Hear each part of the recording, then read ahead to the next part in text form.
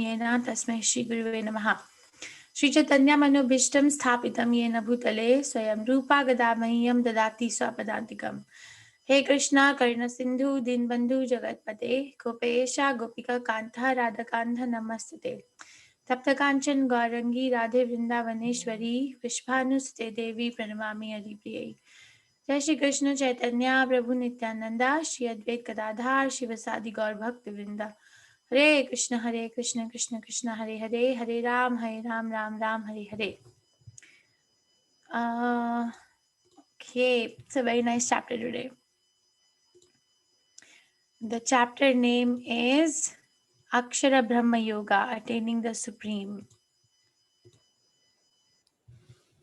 One second. Attaining the Supreme. So let's pay our obeisances to Shri Shri Radha Govinda before we go ahead. By their mercy, we can understand a little bit about Krishna Tattva.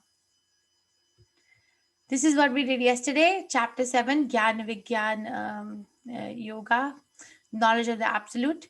So, glories of knowledge about Krishna, then knowledge of Lord Krishna's energies, then surrendering to Krishna, then demigod worship and impersonalism, and then from delusion to devotion. This is what we're going to do today. Overview of chapter 8, attaining the Supreme. So, after we get the knowledge of Krishna, automatically the sincere inquirer will want to attain Krishna or attain the final perfection of one's life, one's own personal life. Okay, so the chapter begins by 8 questions put forward by Arjuna to Krishna from verse 1 to 4. Remembering Krishna answers also. First 2 verses, Arjuna asks questions, and then out of 8 questions, Krishna answers 7 questions within verse 3 to 4.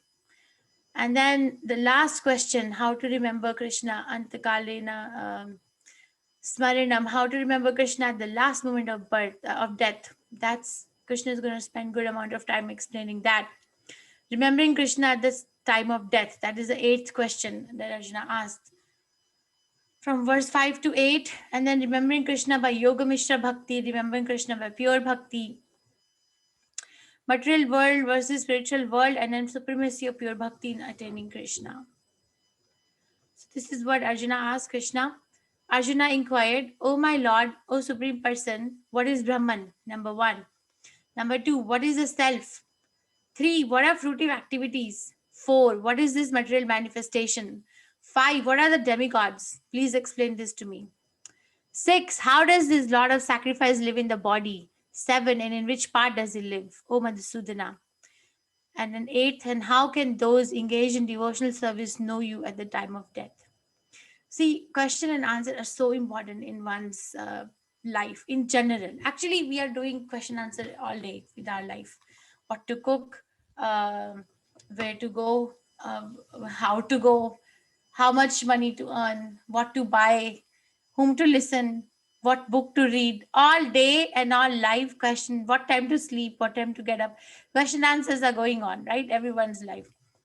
But no one is actually asking the ultimate questions. These are the ultimate questions that a human being is supposed to be asking. If a human being is also not asking these questions, then then it's not really a human being, because other questions about eating, sleeping, mating, and defending are asked by the animals as well.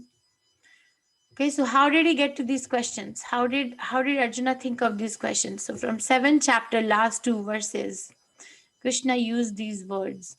Jarana marana mokshaya mam ashrite yatantite te brahma tad vidu kritsnam adhyatmam karma cha akhilam. So Brahma and Adhyatmam. Sa adi bhuta adi devam mam. So adi devam is the Lord. Sa adi yagnam cha ye viduhu prayana kale apichat mam te vidur yukta chetasaha. So these are the words that made Arjuna ask questions. So he's listening very attentively. Prayana kale apicha ma means, prayana kale means at the time of death, if someone can think of me. He used these in 7th chapter.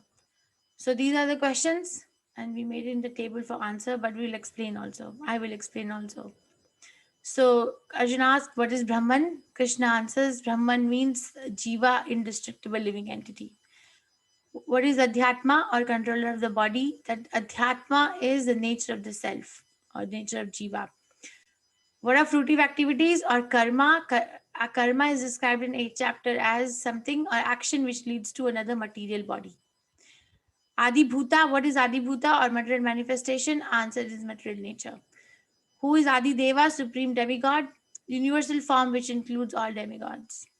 Adi Yagna, the enjoyer of sacrifice, Paramatma. Where does Adi Yagna reside? In the heart of all. How to remember Krishna at the time of death? Practice remembrance throughout life. Practice. The Supreme Lord said the indestructible transcendental living entity is called Brahman. Okay, so what is Brahman? Indestructible transcendental living entity. The word Brahman has three meanings. One of the meaning is this indestructible transcendental living entity in this particular verse. Brahman also means the impersonal form of Krishna, the Brahman Jyoti. Brahman also means material nature. Depends on what context it is used. So here it means indestructible transcendental living entity, which basically means the soul. And his eternal nature is called the self, or Adhyatma is his internal nature. Action pertaining to development of these material bodies is called karma or fruitive activities.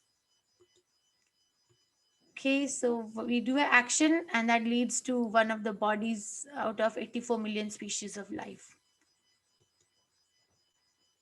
And then action pertaining to another material body. I do an action and I get a equal and opposite reaction. Okay, if someone is very benevolent and wants to give so much sacrifice, so much austerities and so much charity, uh, not related to Krishna, but they're just charitably disposed, then their destination is heavenly planets, but that is also in the material world. Okay, if someone wants to eat anything and everything without discrimination, then the body of a hog is ready. They can eat up to the level of the stool, because that's how they want to exploit the material nature. That's the tendency. Okay, it's not that Krishna is partial. No, it's that what are we doing in our life as a human being. Okay, Adi Bhuta. Physical nature is said to be endlessly mutable. Universe is a cosmic form of Supreme Lord, and I am that Lord represented as a super soul dwelling in the heart of every embodied being. So Adi Bhuta is a material nature, and material nature or physical nature is said to be endlessly mutable. It is changing, right? Everything changes. If somebody is making some magnanimous building to live in for today, they know. They know that in due course of time this is going to be destroyed, because that's how the nature is. It is going to be changing and it is going to be destroyed. Physical nature means time factor, means destruction. Okay, Adi Deva, the universe is a cosmic form of Supreme Lord, and in that law, and I am that Lord represented as a super soul dwelling in the heart of every embodied being. This will be explained more in 11th chapter, that how the universal form is a cosmic universe is a cosmic form. How it is described that upper planetary system are compared to the head of Krishna, eyes and eyes of Krishna are compared to the moon and the sun. Arms are the bones of Krishna are compared to the heavy mountains. The herbs and shrubs and trees are compared to the hair and the body. But if somebody has a very big problem in accepting Krishna as a person, then okay, then at least when you look at these things and think like this, maybe this is how the cosmic form is. That's Adi Deva. Okay, Antakale cha mam eva smaranam mukta kalevaram yah prayati samad bhavam nati yati na asti atra sanshaya. And whoever at the time of death quits his body remembering me alone, at once attains my nature. Of this there is no doubt. Okay, so whoever without discrimination, if they can leave their body by thinking of Krishna alone, okay, remembering Krishna alone is very difficult. It's very difficult because remembering Krishna alone can only happen if I'm practicing it. I can only pass a final exam if I have a good preparation. Right? If I have not studied the whole year, I cannot just go and sit in the final exam and pass the exam. It's the chances are very low. Death is a final exam, the final exam for every person. Now, one, and it is a very personal exam. No one can, cheat that exam. No one can write that exam for anyone else. It is made like that by Krishna. So it is a duty of a human being to remember Krishna at the time of death. It is a duty. If not, then they still need purification, and that will lead to another material body. We have examples of exalted personalities who leave their bodies consciously thinking of Krishna. Parikshit Maharaj. Parikshit Maharaj had 7 days to live. Parikshit Maharaj, when he got the notice, Maharaj, you have 7 days to live. After 7 days, your body is going to be dead. A snake bird will come, will bite you. Prabhupada writes over there that Parikshit Maharaj was lucky that he at least knew till when he's going to live. So he can prepare. We don't even know. Actually, we have to live every day as if this is my last day in the planet. So what am I going to do today? That will make me um, go back to Krishna. It's so serious. It's a serious business. And this is the example of Bhishma Dev. Bhishma Dev is actually one of the 12 Mahajanas, a very exalted devotee of Krishna. When he was lying on the bed of arrows, Bhishma Dev had a benediction from his father, Shantanu, King Shantanu, that he can leave the body when he wants to leave the body. He's not going to be forced by the hands of death. He can choose his death, or he may live forever, if he doesn't want to die. So we get this information from first canto, 9th chapter of Srimad Bhagavatam, that when Bhishma Dev was going to leave his body, then he requested Krishna to show his four-handed Narayana feature, because that's what he was attached to. And he felt quiet. It said, Vyasdev writes over there that he felt quiet, as if at the end of the day, all the birds on the tree, they get quiet. Like in the morning, there's so much chirping going on, but as the sun goes down, it is like a dead silence, right?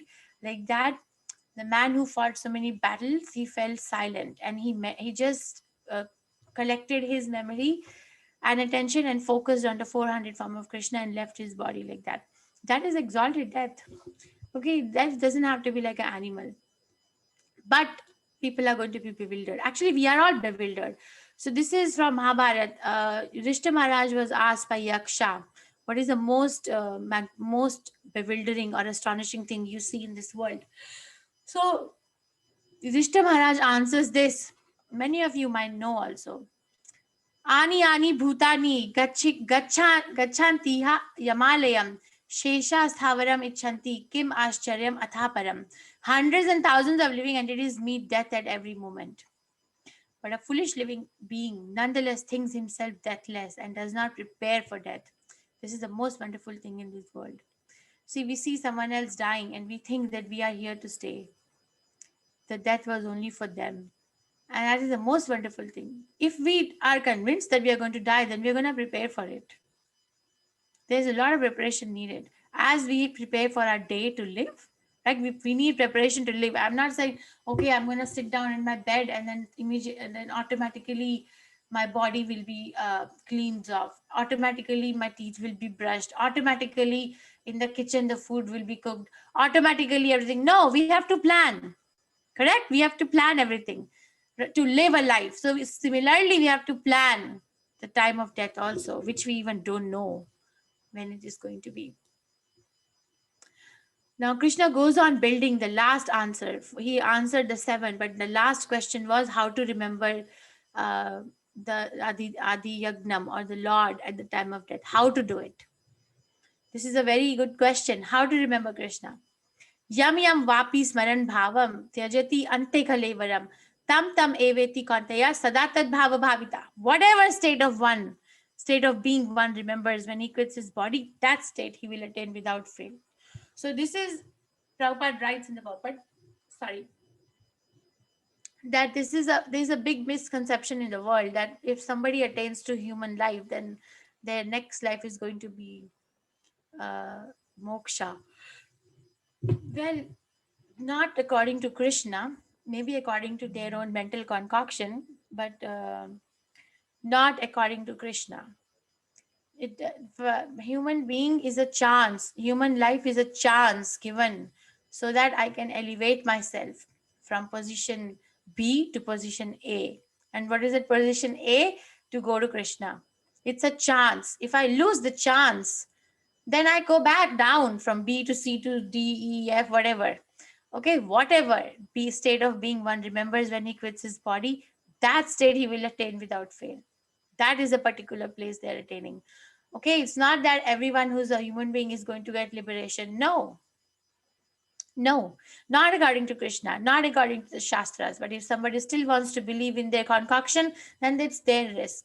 But not there's no reference to their conviction. We have to make conviction based on the knowledge. It cannot be based on the mental concoction. Okay, this is if I'm thinking of my pet at the time of death, then that's what I'm gonna get. That's what it is because that's what I'm attached to. And this is the example of Bharat Maharaj from 5th canto Srimad Bhagavatam. This is the example for us. Vyasdev is not going to write about any mundane person. Okay, this is an example for us to follow that how careful one has to be. Bharat Maharaj was an exalted devotee of Krishna. There are 9 stages of bhakti. There are 9 stages: Shraddha, Sadhusangha, Bhajan Kriya, Anartha Nivritti, um, Nishtha, Ruchi, Asakti, Bhava, Prema. So the Bharat Maharaj was on the Bhava Bhakti platform, just 8th stage. He was on the 8th stage, Bhava Bhakti platform. He was so attached to Krishna that he retired from his family life at a young age and wanted to make his life perfect. Somehow or other, he got attached to a baby deer. Um, and he, while performing his daily rituals, he was taking care of the baby deer. So his mind became attached to the deer. One day, the deer disappeared in the forest. So when he quit his body, he was thinking of a deer, and then he attained the body of a deer. But because he was on the Bhava Bhakti platform, very special benediction, Krishna made him remember what happened in the previous life. What happened? And in the deer body itself, he was keeping the company of the devotees. He was not leaving the devotees. And then he took another body of Jadabharata and then went back to Krishna after that. Okay, so this is an example for us. It's not that he fell down. Fall down means forgetfulness of Krishna. That is the definition of a fall down. One forgets Krishna. He never forgot Krishna, so he never actually fell. He just took longer to go to next stage of bhakti. He never fell from his Bhava Bhakti platform.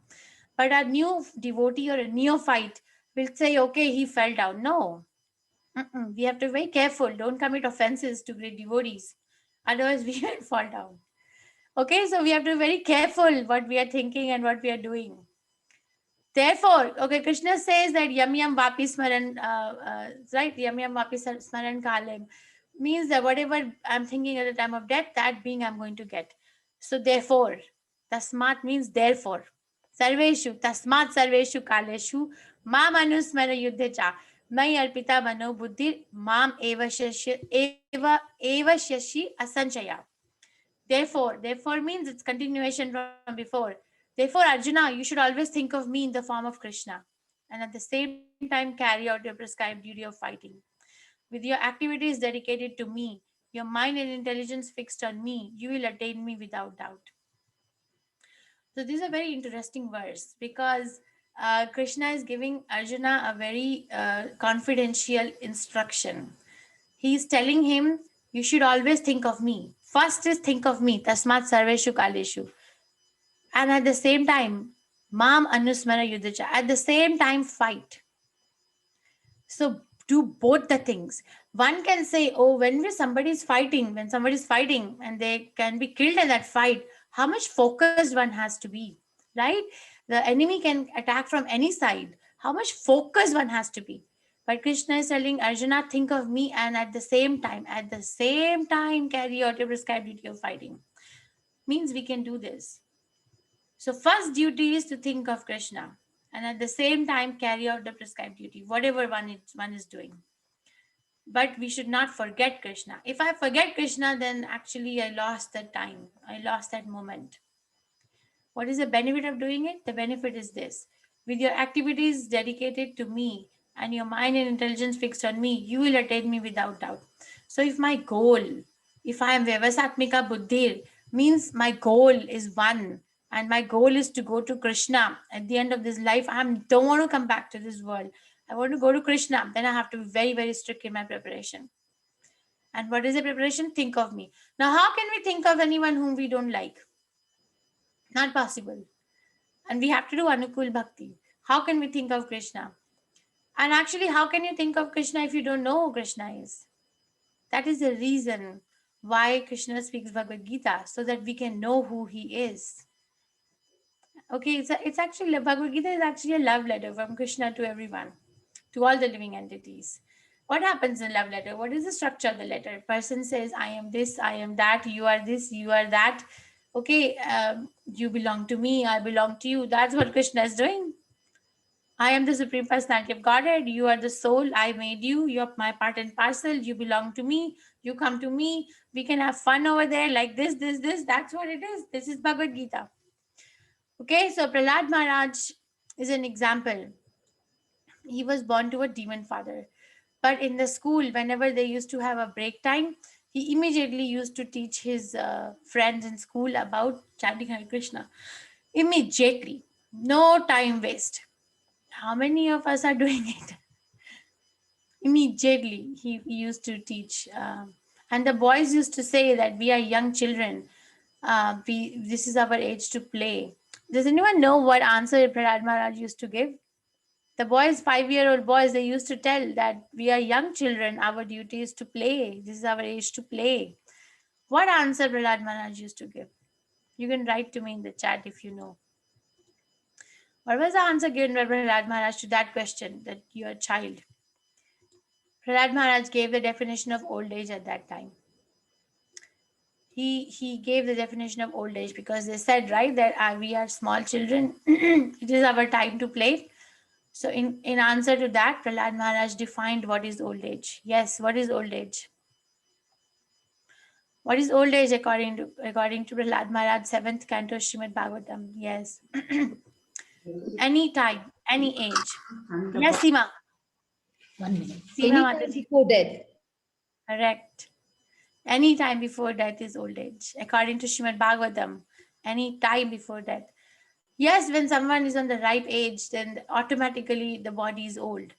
But any time before death is old age, jara. That's the definition given in Srimad Bhagavatam 7th canto by Prahlad Maharaj. It's not that somebody is 5 years. What do we say? 5 years old. Already dead. 5 years done. Okay. So how do we think of Krishna? Abhyasa yoga yuktena, chetasa na anya gamina, paramam purusham divyam yati pratha anuchintayan. He who meditates on the Supreme Personality of Godhead, his mind constantly engaged in remembering me, undeviated from the path, he, Partha, Arjuna, is sure to reach me. So Krishna says, Abhyasa yoga yuktena, practice remembrance. How can we remember Krishna in the time of death? By practicing the remembrance throughout the life. Practice. So there's a story of Ajamila in 6th canto Srimad Bhagavatam. There was this devotee. He was a devotee in the beginning of his life. He was born to a very Brahminical father, and the Brahminical father trained Ajamila also in Brahminical cult. So one day he went to the forest to collect four kinds of grasses and flowers for the worship of the deity.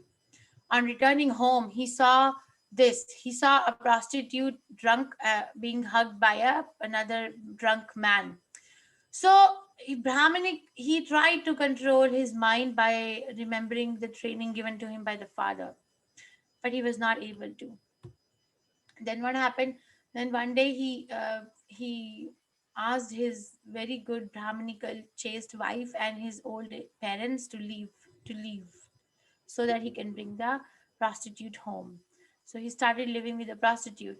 Association is like fire. If he's maintaining a prostitute, means he's not doing anything good, right? So he fell down from his Brahminical quality. He forgot Krishna. He started doing all the abominable activities, cheating, gambling, stealing, murdering, everything, so that he can maintain the prostitute. And the prostitute, he had 10 children, 10 sons. And the last son was born when he was at the age of 88 years. He had a 2-year-old son at the age of 88 years with a prostitute.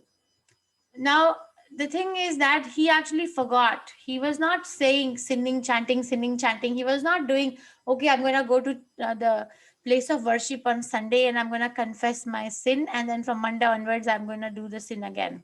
No, he was not doing that cycle of sinning and then confessing or chanting and then sinning and then confessing or chanting. No, he actually forgot. He actually fell down, and somehow because of his good association in the beginning of his life, somehow he was inspired to name his last son, the 2-year-old son, as Narayana. He just named the son Narayana. He really didn't like remember Krishna or worship Krishna. He just, one of the names was Narayana. And it is described that generally old people are very attached to young children. They're very attached to young children, their babbling speech, their innocence, their talks, their walks, their plays. They're very attractive to old people. It is Vyasdev writes this in sixth canto Srimad Bhagavatam. So he was old, he was attached to this son and his innocence. And we always, whenever we are in trouble, we naturally think of the object that we are most attached to. So one afternoon, he was resting on his cot, and it was his last moment. So he was actually going to die. Okay, so rightfully, Yamadutas came to get the soul out of his body to take to Yamalok. When he saw the ghastly looking Yamadutas, he immediately called for his youngest son, Narayana. Narayana, come and save me, like Narayana. Right? So when he chanted Narayana in a helpless, offenseless manner, immediately Vishnudutas came. The four syllables Narayana are so powerful. He was not remembering Krishna. He just chanted the name of Krishna in a very helpless manner, very without any offenses. Just by chanting, Vishnudutas came, and then there was a talk between Vishnudutas and Yamdutas. Who's going to claim this soul? Who's going to get this soul? And then Vishnudutas forbade the Yamdutas to take this soul because he had chanted now 4 syllables Narayana. He had actually killed all his sinful relations.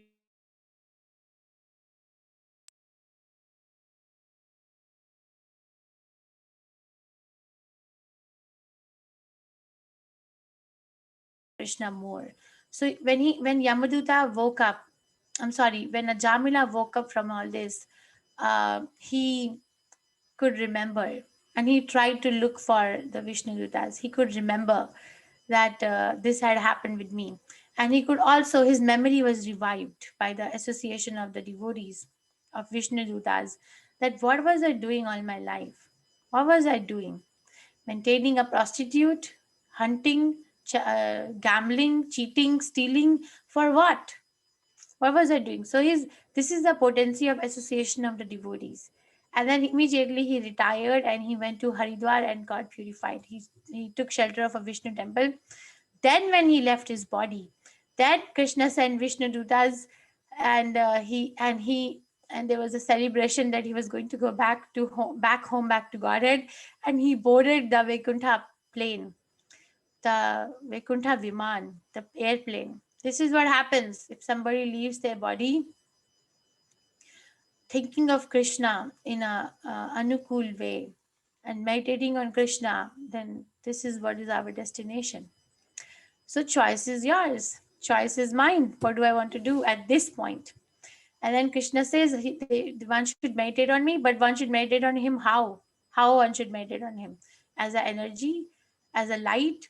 What? This should be the object of meditation. One should meditate upon the Supreme Person. Person. Krishna is a person, Supreme Person, as the one who knows everything, as he who is the oldest, who is the controller, who is smaller than the smallest, who is the maintainer of everything, who is beyond all material conception, who is inconceivable, and who is always a person.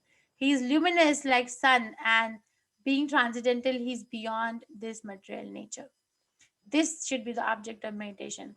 In today's world, if people go to workshops to learn how to meditate, and if you ask them, what are you meditating on? The most common answer we get is, I'm just meditating. Okay, but that I understand, but what are you meditating on? I am just meditating. So they themselves don't know what they're doing. Okay, because people are misdirected. So it's got to be someone who can give correct direction. All the great demigods are also meditating on Krishna. Lord Brahma meditates on Krishna, the Mahavishnu. Lord Shiva is always sitting in meditation. He's meditating on Sankarshan form of Krishna. They love Krishna. Krishna loves them. It's mutual. Okay, then Mam Upetya Punarjanma Dukkhalayama Shashvatam Na Apnuvanti Mahatmana Samsiddhim Paramam Gataha. After attaining me, the great souls who are yogis in devotion never return to this temporary world, which is full of miseries, because they have attained the highest perfection. Okay, some question for you. Dukh Alayam. Alayam means a place, right? A dwelling. So tell me some alayams that you know of, like Vidyalayam, where someone can attain education. What do you know of? You can write to me in the chat. Pushkalayam means, I think that's a place, library. Granthalayam, where? Granthalayam, Anathalayam, Devalayam, okay. Vidyalayam, Vedalayam. What is Vedalayam? Pushpalayam. I don't know what is Pushpalayam, a place where flowers are kept. Mantralayam. Most of the words I don't know. Vastralayam, okay, where the clothes are kept. Where Veda is taught. Anath. Okay. Madhalyam. What is Madhalyam? Okay, Bhojanalyam. Yes. Okay, thank you. Okay, Pushpalayam is garden of flowers. Okay, so now Krishna made this world, right? Krishna will know what is the constitutional position of this world. For example, architect will know Himalayam. Yeah. Uh, that what part of the building has what kind of a structure, right?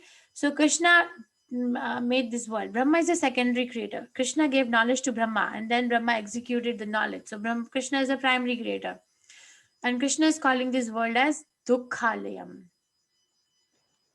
This place where we are is called as Dukkhalayam, means it is a place where the miseries live.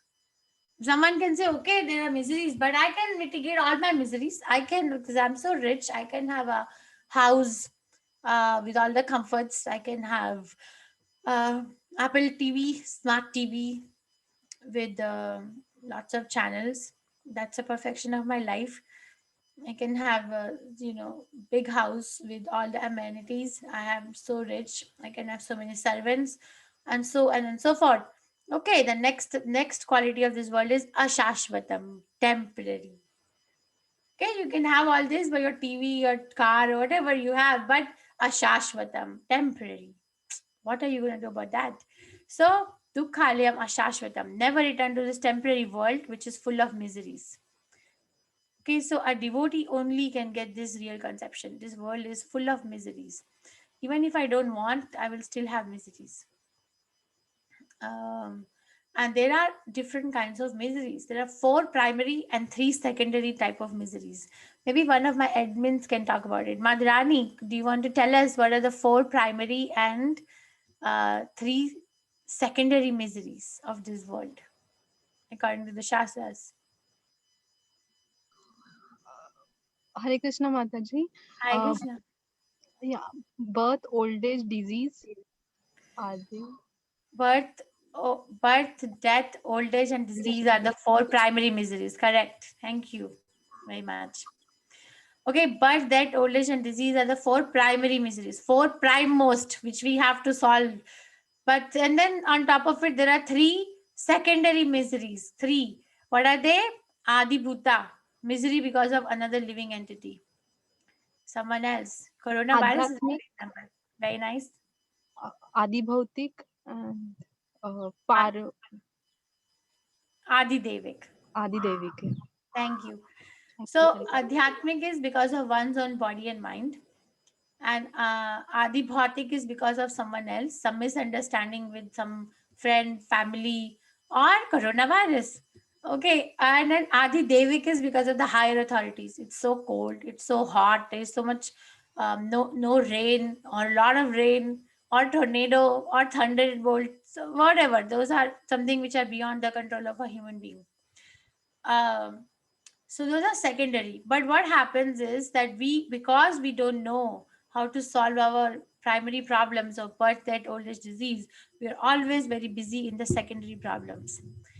We are always very busy in solving the secondary problems of life, but we don't know how to solve this first four.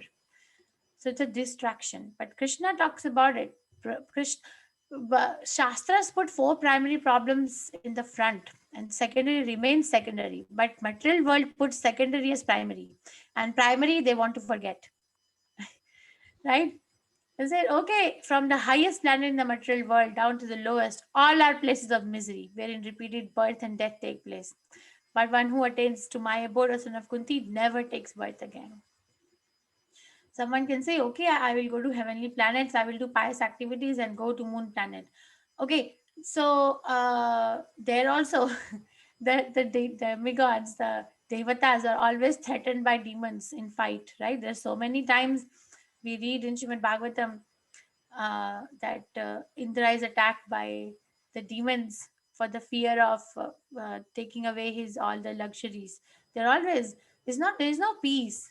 Yes, they have a lot of amenities. Yes, they are very rich. Yes, they live longer. But it's the same thing. They also take birth. They also die. They also have all these problems that we have, but in a different level. Okay, so same thing. And then Krishna is going to talk about how long one stay in this world. By human calculation, 1,000 ages taken together is the duration of Brahma's one day, and such is also the duration of his night. We calculated this, right? Duration of one day of Brahma and duration of one night of Brahma, and Brahma lives for such 100 years. So the total life was coming out to be 355.522 trillion years, according to earthly math. Looks to me like an infinite, never will die. But when Brahma's days manifest, this multitude of living entities come into being. And at the arrival of Brahma's night, they are annihilated. This is partial devastation. Okay, partial devastation is this. Again and again, the day comes and this host of beings is active, and again the night falls of Partha and they are helplessly dissolved. It should be dissolved.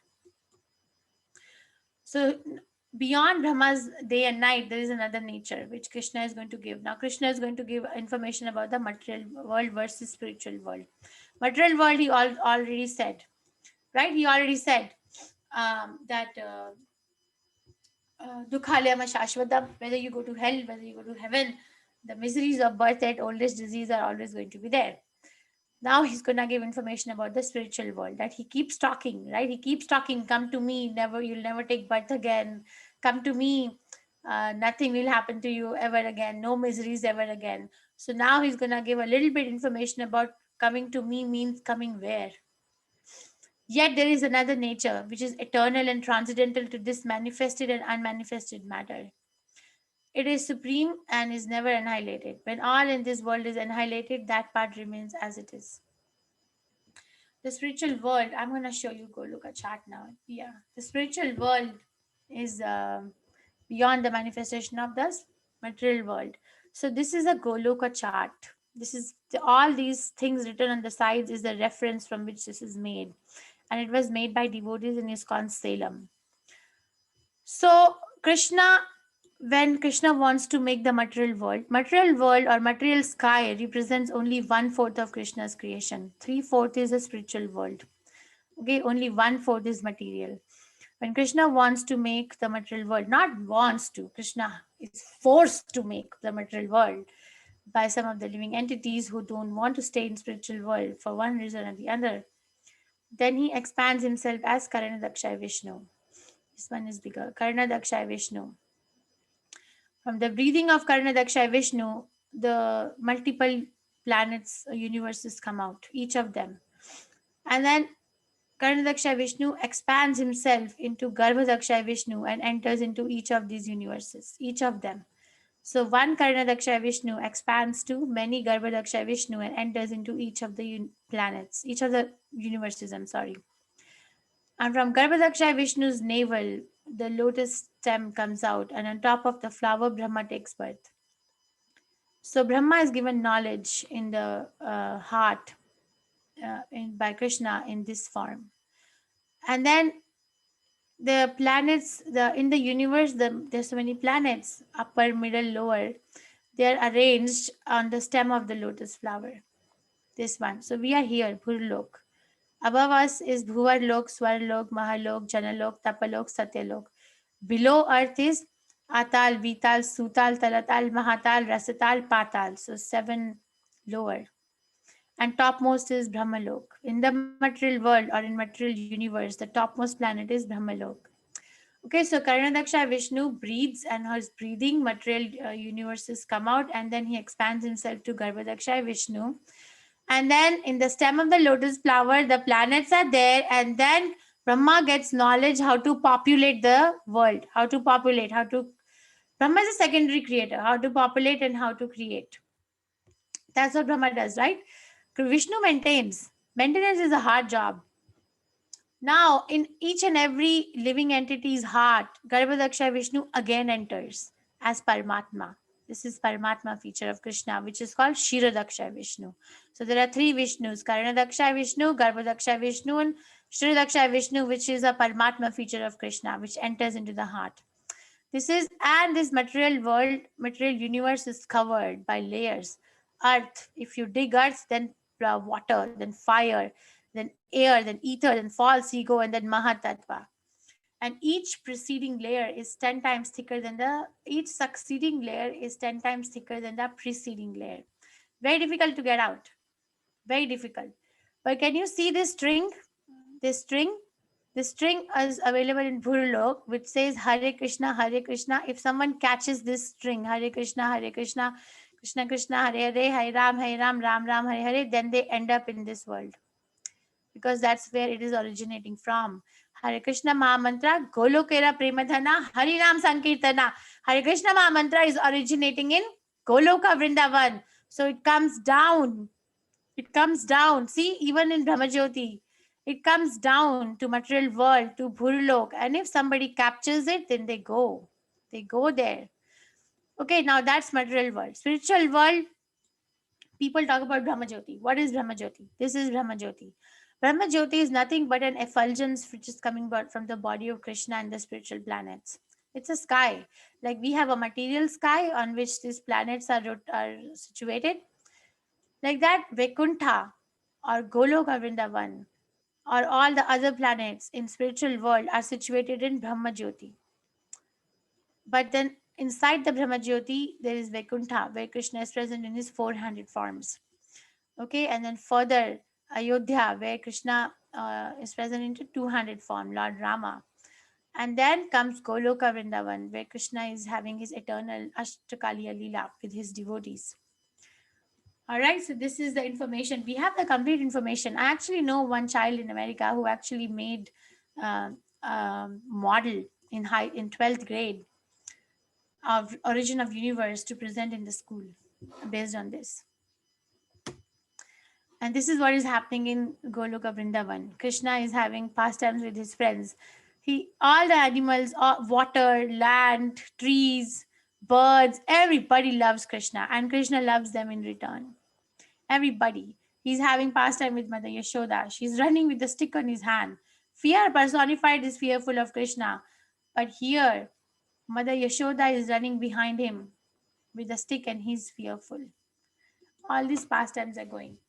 Now, this is Mukundamala Stotra, prayers of King Kulashekara. King Kulashekara is one of the alvars of Ramanujacharya Sampradaya. Prabhupada translated his prayers, Mukundamala Stotra. He prays to Krishna. Oh Krishna, please allow my mind to immediately yield to your lotus flower-like feet. King, he's a king, okay? Just as the flamingo enters into the labyrinth of the lotus flower stem, when at the moment of my last breath, my throat becomes constricted by actions of bodily humors, air, bile, and phlegm, how will I be able to remember you? So he actually Mane wants to leave his body when his body is fit and sound, thinking of Krishna, because at the time of death, the throat becomes constricted with the bile and mucus and no voice can come out. So how can we say Hare Krishna at the time of death? Okay, so Vedeshu Yagneshu Tapasu Chaiva Daneshu Yat Punya Phalam Pradishtam Atyati Tat Sarvam Idam Viditva Yogi Param Sthanam Upeti Chadyam. A person who accepts the path of devotional service is not bereft of the study of the results derived from studying the Vedas. performing austere sacrifices, giving charity, or pursuing philosophical and fruitive activities. At the end, he reaches the supreme abode. He's talking about this to Arjuna because Arjuna may think that what about studying the Vedas? What about performing other sacrifices or giving charities? Krishna is confirming that one who accepts the path of devotional service is not bereft of all these things. Is not bereft. Prabhupada established ISKCON, and ISKCON, Prabhupada introduced everything. Everything. ISKCON distributes food within 10-mile radius of major temples. Prabhupada's instruction is there.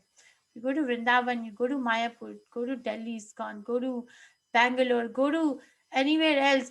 It is the order of Prabhupada to distribute food within 10-mile radius. No one should go hungry off the temple. Every day. Not that, okay, today is my birthday or today is somebody's death anniversary or today is this, let me sponsor. No, every day. Every day. ISKCON was established in 1966. Prabhupada gave order in 1972. Since that time, it is going on every day. And it will go on for 10,000 of years. That is the duration of ISKCON that Prabhupada gave. Okay, so this is the benefit. So what did we study today? Arjuna asked 8 questions to Krishna. Arjuna, Krishna, what is Brahman? What is Adhyatma? What is Adi Bhuta? What is Adi Yagna? What is Adi? Where does the Adi Yagna live? How can one think of Krishna at the time of leaving the body? How can one think of the Adi Yagna at the time of leaving the body? Krishna answers everything. And then Krishna spends time in talking about how one can think of him at the time of leaving the body. The Supreme Personality of Godhead is spending time in telling us how to think of him at the time of leaving the body. Means it must be taken as a serious matter. Okay, it's not joke that okay, I can do anything and everything, and at the last moment I will think of Krishna. When I read a Jamila story in my beginning years of ISKCON, I thought Krishna consciousness is very simple. Do whatever you want, and at the end, think of Krishna and you go to Krishna. Okay, Krishna showed me. I fell sick one time. I had for fever or something. I had fever only. And when I had fever, I had no desire to pick up my chanting beads and chant. That particular moment, I realized that now I'm not dying, I'm just sick. And I have no desire to chant my rounds because I'm sick. So think about the time when I'm really going to die. What will be my desire? Just a mild sickness is causing disinterest in chanting. Death, what? How am I going to think of Krishna? So it's not easy. It's not easy to think of Krishna. Okay, and then remembering Krishna, Yoga Mishra Bhakti. Some people want to remember Krishna by doing some yogic exercises. But Krishna wants us to remember him by pure bhakti.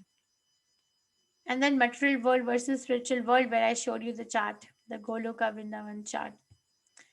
And then supremacy of pure bhakti in attaining the supreme, which the verse I just read. One who is conducting devotion service to Krishna is not bereft of the results derived from studying the Vedas, giving charity, performing sacrifices, or doing anything else. All right, so this is, please go back and read this chapter. It is only 28 verses.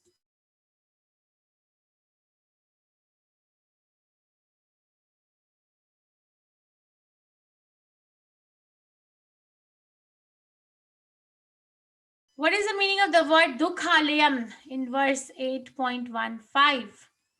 A place of buying milk, a place for acquiring education, a place to take bath, a place full of miseries. And second question, what is common between the highest material planets down to the lowest? Austerity, repeated birth and death, elevation, eternal advancement.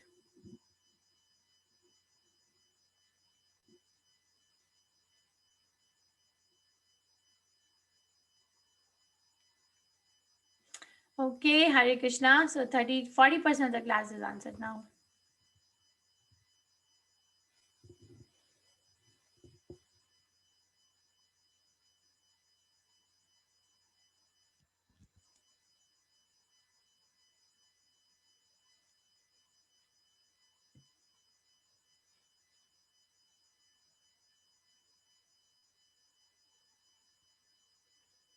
Okay, a few more minutes. 73% of the class is answered. Question number 1 is answered more than question number 2. Hare Krishna, Krishna Krishna, Hare Hare, Hare Ram, Ram Ram, Hare Hare. All right, so I'm gonna stop the polling now. Okay, let's look at the results.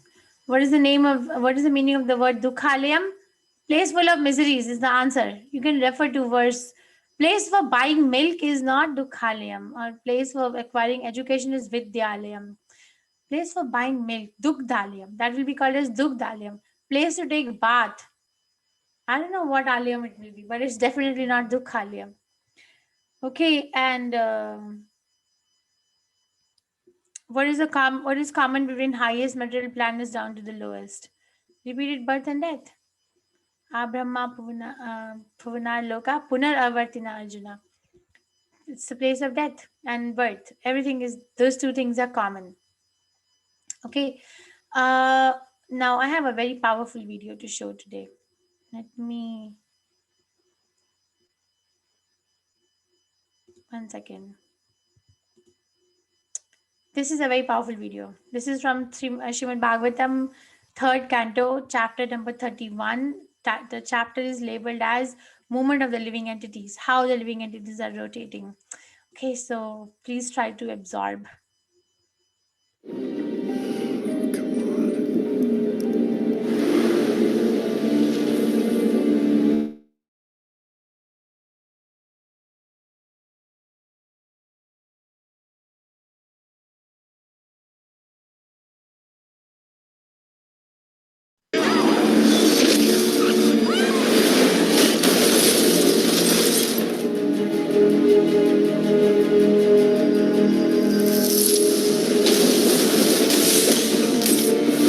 And when the body is the one, then the body is finished, and the soul again enters another body.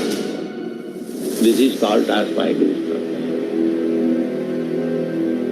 What is the next body you are going to get? You must have information.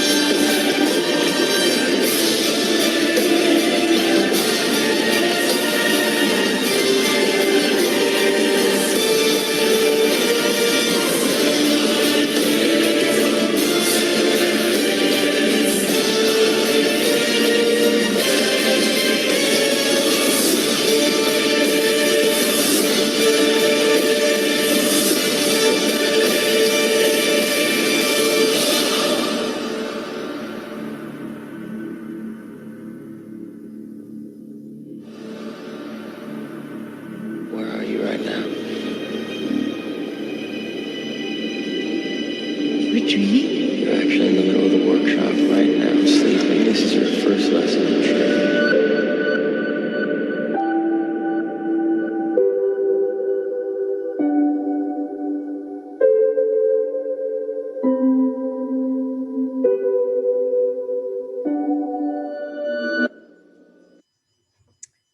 Okay, powerful, right?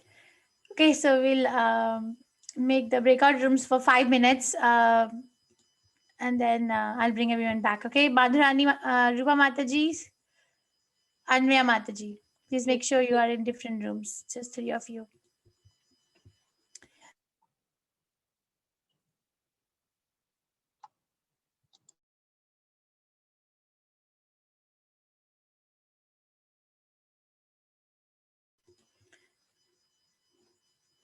The Mataji, the video is already been shared. You can download the video from chapter 1 of Teachable. I saw it's already there. Prabhu has posted. All of you have access to every single thing I'm showing in Teachable.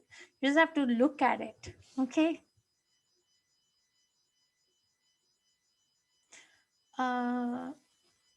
Okay. Does anyone has any questions? People are still leaving the rooms.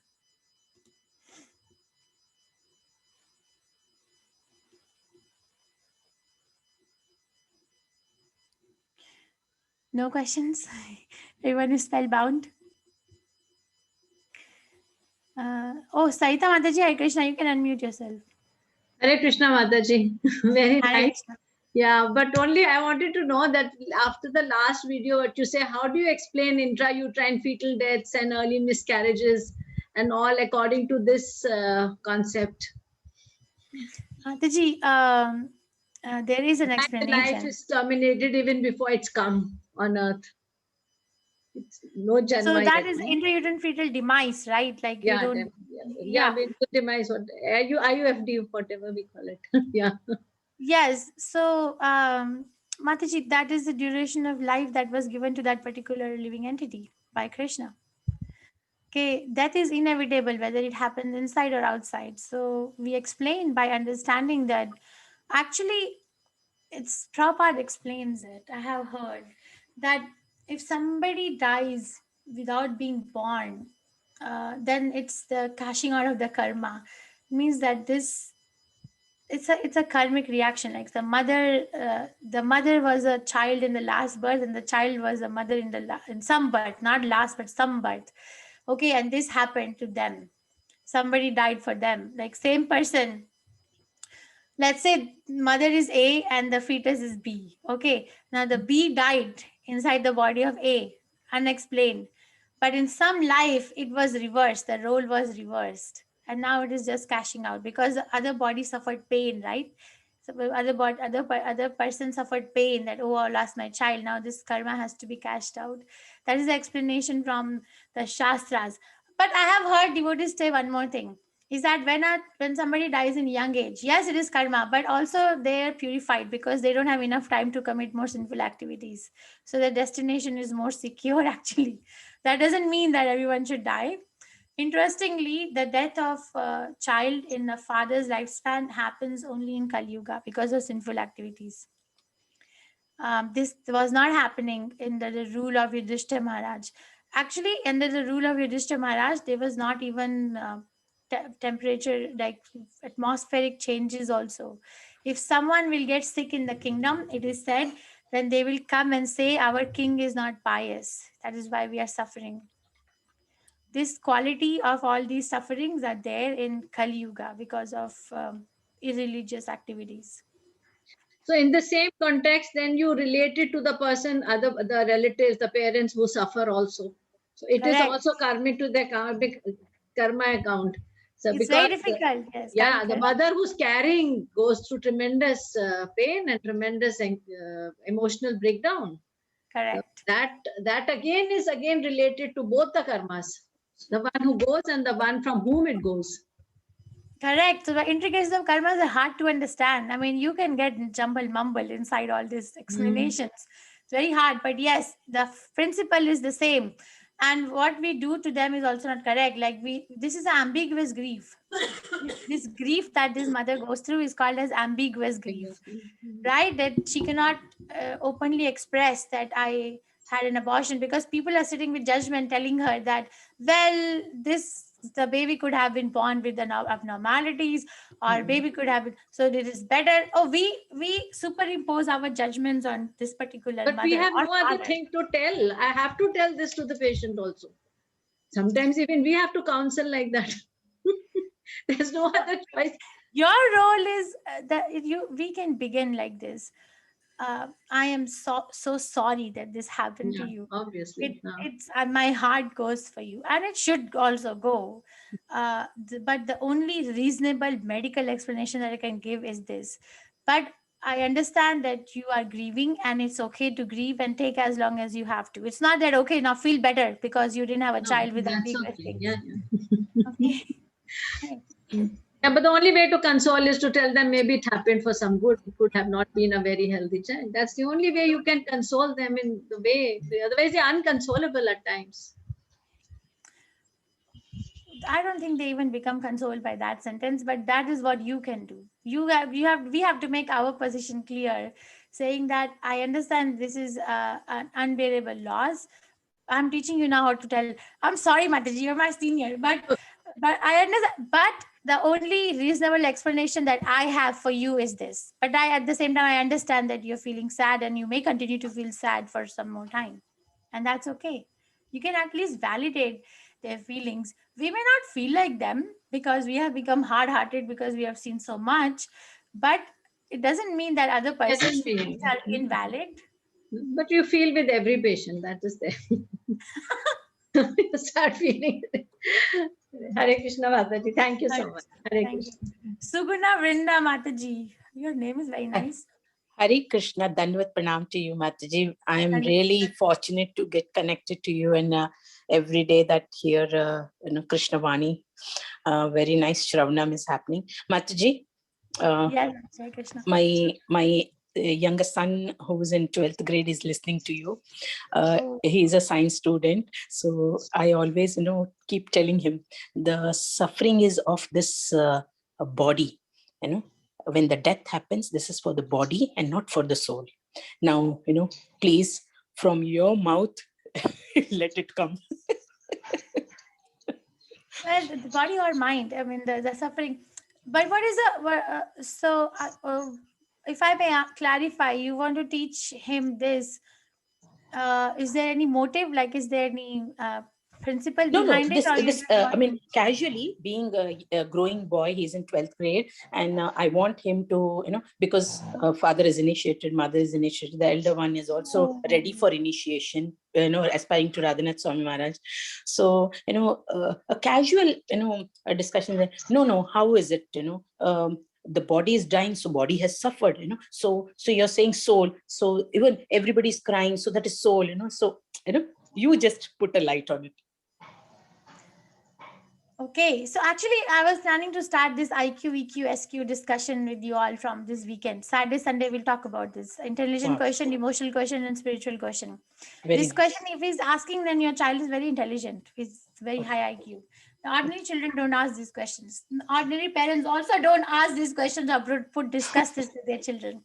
So already he's very fortunate to have come in contact with the transcendentalist family.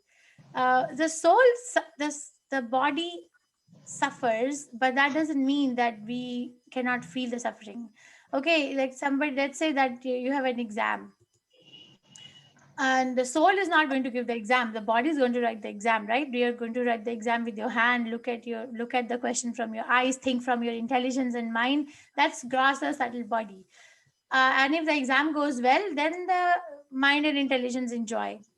If the exam doesn't go well, then the mind and intelligence suffer. The soul does not suffer, but we are not living a life according to those identities.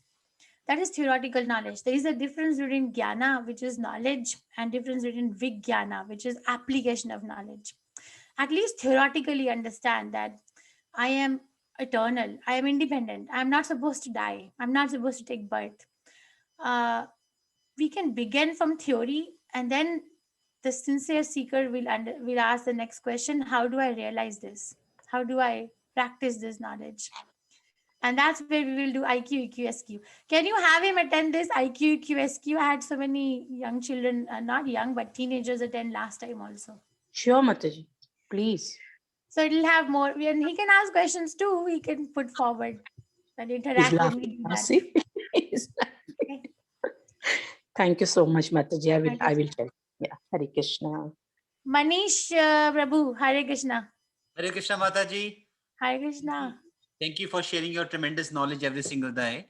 Mataji, my question today is: Will it be a right statement to say that Lord Vishnu is the expansion of potencies of Lord Krishna, or vice Okay. versa? Okay. So what you're saying is Krishna expands himself into different categories. That's right. Okay, so there is a verse in this third chapter Shrimad Bhagavatam. I'm going to show you the reference. Mhm. Third chapter third chapter of first canto. There Krishna's potencies are explained. So you go to Shrimad Bhagavatam, open first canto Yes, Mataji. and open third